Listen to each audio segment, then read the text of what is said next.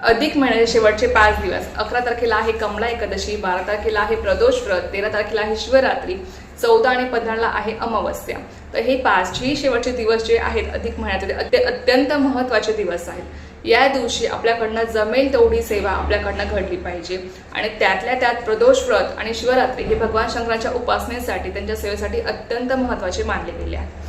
अधिक महिन्यातला हा प्रदोष व्रत आहे आणि शिवरात्री आहे, त्यामुळे या दिवशी आपल्याला भगवान शंकरांच्या जास्तीत जास्त सेवा करायची आहे। सेवा केल्याने नक्कीच आपल्या आयुष्यातली सगळी संकट दूर होतील, विघ्ने दूर होतील आणि भगवान शंकर हे भोलेनाथ आहेत, त्यामुळे आपल्या भक्तांच्या इच्छा मनोकामना ते लवकर पूर्ण करतात आणि त्यामुळे या दिवशी आपल्याला त्यांच्या अति उच्च कोटीच्या काही सेवा आहेत त्या आपल्याला करायच्या आहेत, जेणेकरून आपल्या इच्छित मनोकामना पूर्ण होतील। तर त्या सेवा कोणत्या आहेत, प्रदोष व्रत कसं करायचं आहे, संपूर्ण माहिती मी तुम्हाला दिलेली आहे।